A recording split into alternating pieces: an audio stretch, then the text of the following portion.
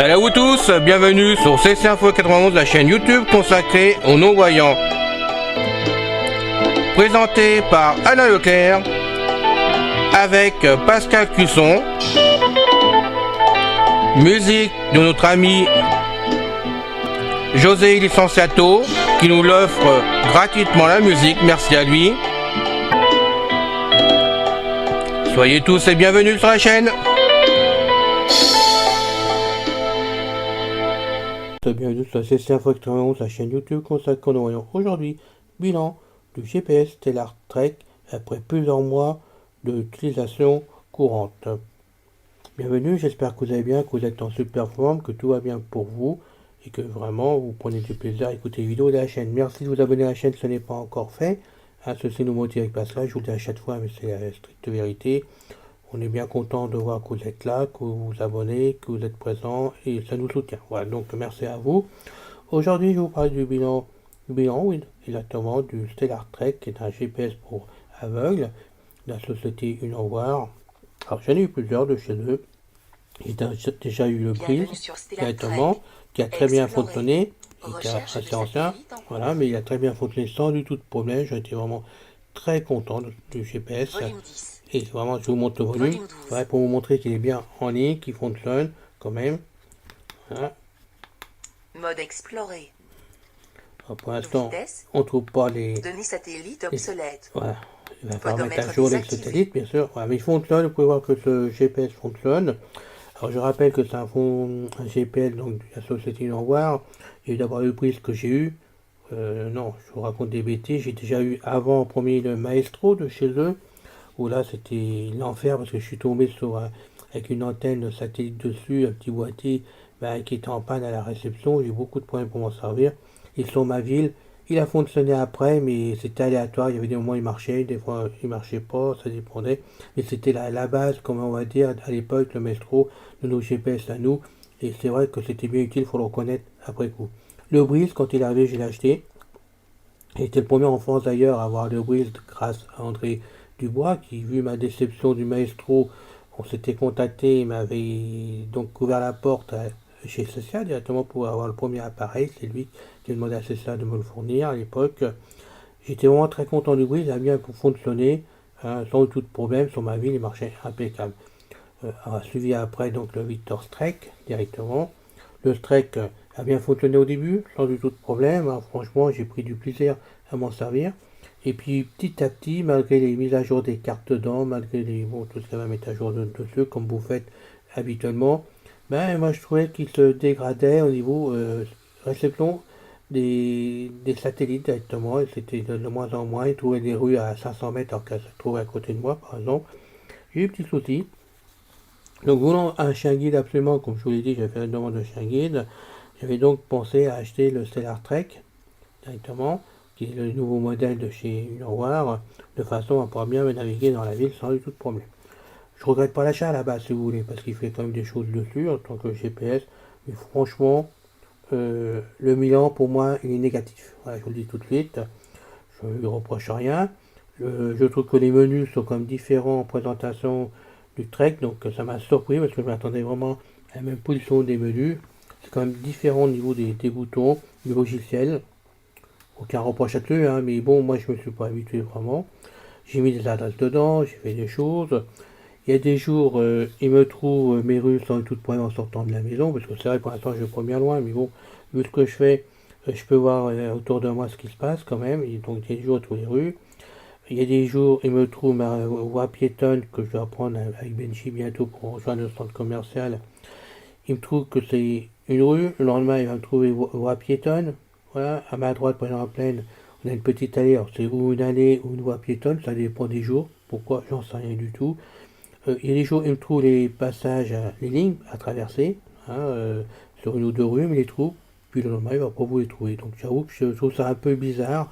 En ouvrant le GPS, c'est un Trek, vous mettez en route, vous sortez de chez vous, il trouve les satellites, et puis d'un jour à l'autre, en parcours libre, c'est différent. Voilà, je vous dis franchement, c'est différent. Alors, après, je me suis amusé quand même à bouger, quand même un tout petit peu autour de chez moi. J'ai voulu revenir chez moi avec le petit poussette qui est dessus aussi. bah, pas possible, alors que le Trek le fait. J'avoue, franchement, je suis un peu surpris de ce matériel-là, de ce GPS, et je regrette de l'avoir acheté quand même. Voilà, je vous le dis franchement, parce que je me rends compte que je ne pourrais pas pouvoir m'en servir comme il faut sur la ville, ou alors ça va être aléatoire. Alors peut-être qu'à force de m'en servir, les réceptions des satellites vont se faire comme il faut, mais pour l'instant c'est loin d'être le cas. Et pourtant il s'allume facilement. Il y a comme des choses pratiques, parce qu'on peut mettre en pause appareil pour Mode éviter, réactivé. voilà, pour éviter d'user la batterie, on réactive facilement ce bouton. Explorer.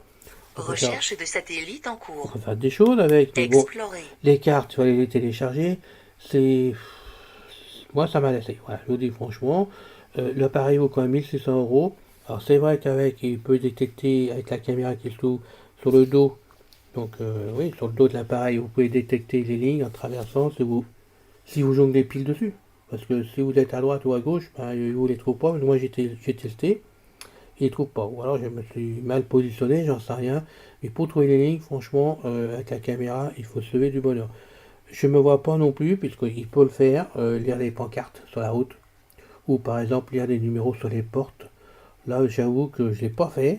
Je suis franc, je l'ai pas fait. Mais je suis vraiment sceptique sur l'appareil, parce que quand vous essayez avec la caméra de voir devant vous, voir, bon, moi il m'a rien trouvé vraiment. Alors est-ce qu'il lit bien les panneaux, est-ce qu'il y a une distance à respecter, j'en sais rien. Euh, J'avoue que c'est à voir. Voilà. Donc si vous devez acheter un GPS Stellar Trek, moi je vous conseille avant tout, et c'est ça en tant qu'ami, je vous le dis, renseignez-vous bien avant, voyez avec les gens qui en possèdent vraiment, voir ce qu'ils en pensent, pas que sur une personne, pas que sur moi par exemple. Pourquoi pas essayer d'en avoir un en prêt directement, parce que je sais par exemple qu'à CSA ils en prêtent, peut-être qu'à cette solution ils en prêtent aussi à tester, j'en sais rien du tout. Essayez de tester le Stellar Trek avant pour être sûr de ne pas être déçu, parce qu'à mon avis, vous risquez la déception complète. Voilà. Alors c'est vrai que maintenant, moi je me suis fait l'idée, j'ai acheté le Rango, donc il y a le GPS dessus, vu ce qu'on me dit, ça fonctionne apparemment. Donc c'est vrai que Stellar Trek il va être mis dans un acteur puis terminé, comme le Trek qui malheureusement, lui, il commence à vieillir et les cartes ne se mettent plus à jour dessus du tout. Alors, certains me disent oui mais on peut les mettre à jour, d'autres me disent bah non c'est terminé, genre j'en sais rien. Moi les cartes ne se mettent pas à jour, je n'arrive absolument pas à les mettre à jour. Donc de toute façon si j'ai le Rango, de ce côté-là, une au revoir c'est terminé complètement à 100%. Parce que c'est pas la peine que je continue dessus. Ce que je trouve regrettable c'est que sur le Trek par exemple, je peux me servir euh, pour écouter des audios dessus quand même. Donc voilà, il va servir comme si c'était un Victor String 2 par exemple, on va dire des choses comme ça, ou un Victor String 3 aussi. Il va servir comme ça. Que Stellar Trek, on peut pas le faire. C'est impossible. À savoir aussi que la batterie sur le Stellar Trek, vous pouvez pas l'enlever pour la changer vous-même. Donc ça veut dire que quand c'est plus bon, vous renvoyez ça chez à l'endroit où vous l'avez acheté hein, directement pour qu'on vous change la batterie si ça se change. Moi j'en sais rien du tout. Mais de toute façon, on ne peut pas démonter la batterie soi-même. Voilà, ça c'est qu'une chose qu'il fallait dire. Alors, vous étiez plusieurs à me poser la question depuis des mois où je disais rien. Parce que je m'en servais pas beaucoup. Vous connaissez la cause maintenant, pourquoi, et je le mettais de côté pour ce chien guide qui n'est jamais arrivé. Et que j'ai fini par me lasser et arrêter pour prendre Benji. Je le mettais de côté pour l'occasion rêvée. Je me rends compte que l'occasion rêvée, maintenant que je vais pouvoir bientôt bouger, je peux pas m'en servir. Voilà, c'est tout simple, parce que là, je lui fais plus du tout confiance. Il me fait n'importe quoi, là, pareil. Alors, je sais pas s'il faut charger encore des cartes, mais bon, quand je cherche les cartes, il m'en trouve pas. Alors, peut-être qu'il ça sonne une fois par an, ou j'en sais rien, mais moi, il me trouve aucune carte en téléchargement, en nouveauté pour mettre dessus. Donc là, c'est un peu dommage, parce que ma ville ne bouge pas, vraiment les rues, elles sont toujours les mêmes. De toute façon, ça fait des années que c'est comme ça, depuis le brise, ça ne change pas, les rues, de ce côté-là. Et là, je remarque que les cartes, il y a des soucis sur les cartes. Alors, pourquoi? J'en sais rien. Est-ce que les points de données sont mal faits? Est-ce que c'est les GPS, comme ça marche avec les Américains, que bon, selon comment ils tournent le GPS, ça marche ou ça marche pas? J'en sais rien du tout. Mais d'un jour à l'autre, c'est vraiment aléatoire. C'est surprenant. Je trouve que ça marche moins bien que par exemple, et je veux le dire, Microsoft Vista sur l'iPhone.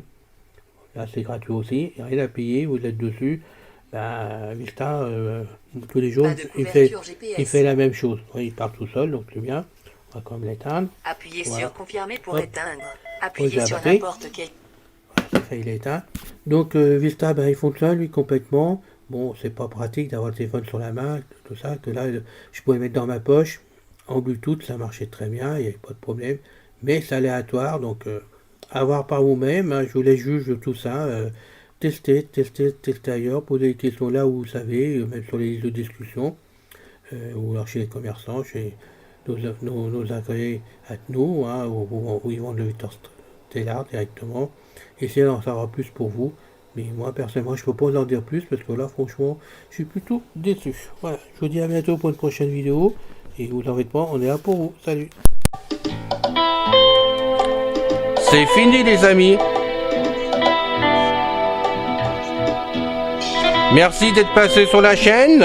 Je vous dis à bientôt avec Pascal.